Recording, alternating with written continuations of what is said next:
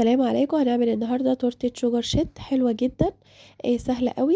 عملت هنا في الأول صينية اللي هي المقاس اللي هو الطقم المستطيل، أول صينية فيهم. عملت ربع كيلو من الإسبونج، عليه 3 بيضات، عليه ربع كوباية مَيّة، عليه ربع معلقة صغيرة من المُحسِّن، وحطيت فانيليا وخل، وفضلت أضرب لحد ما بقى معايا القوام كريمي. سويتهم قعدوا معايا 35 دقيقة، طلّعوا معايا طبقتين بالشكل ده. أنا عايزة أعمل تورتاية مقاس 20 في 30، فأنا هاقطّع بالشكل دوّة. اللي كانت طالبة الحتّة اللي هي الفانيليا أقل من الحتّة بتاعة الشوكولاتة. اعذروني بردانة شوية لو الصوت متغيّر. جِبت هنا بقى البورد 20 في 30 مشرشر بالشكل دوّة، وحطيت طبعًا حتّة الكريمة، وبعدين ثبّت عليها أول ديسك كده من الشوكولاتة والفانيليا، وابتديت أحط الكريمة علشان خاطر أساوي كويس جدًا، وبعدين هاحط معلقة من الجناش علشان خاطر تقلب معايا طعم الشوكولاتة، وبتبقى كمان غنية أوي لمّا باحط الجناش على الكريمة. فبيدّي طعم غناوة وطعم أحلى عمّا بنحط الكاكاو.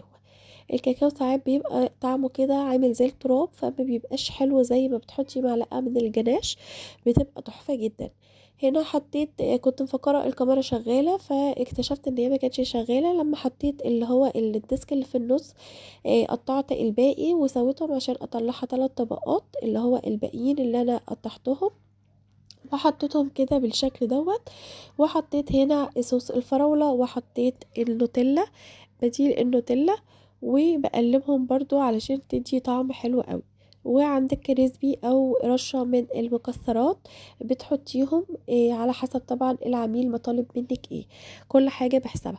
أنا بقيت باطلّعها بكام، باطلّعها ب350 جنيه بالsugar sheet اللي هو المقاس دوّة.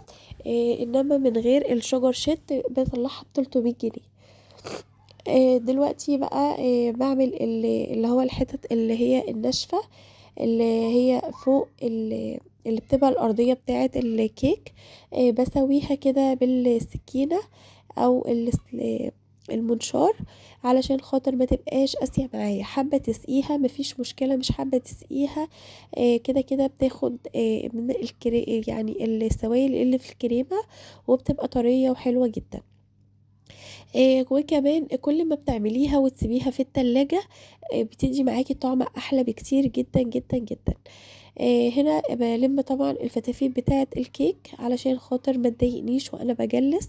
بالِمّها بالشكل دوّة وهادخّلها التلاجة لحد ما أجهّز الsugar sheet.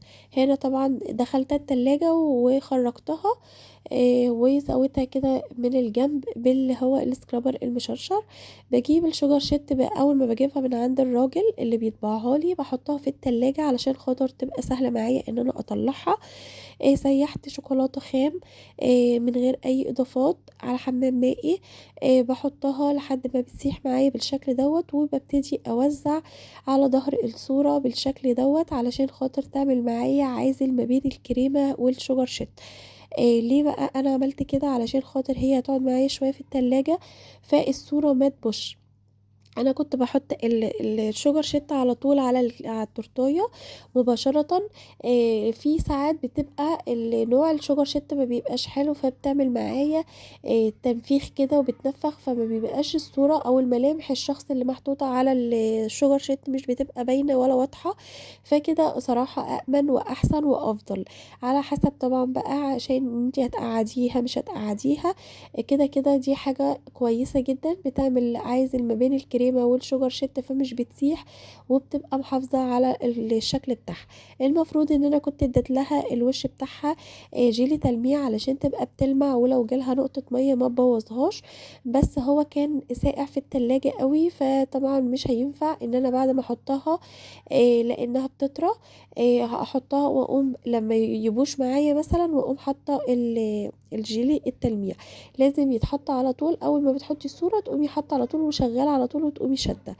جِبت هنا بقى الجناش بيبقى دافي معايا، وجِبت هنا حطيت الكوباية وحطيتها على الصاج، وابتديت أكُب كده بالكبشة أو بأي أداة عندِك إن أنتِ تغرّقي التورتاية عندِك بالجناش بالشكل دوّة، وطبعًا الجو ساقعة فبيشد على طول، وبيبقى الشغل أسهل وأريح كتير جدًا عن الصيف.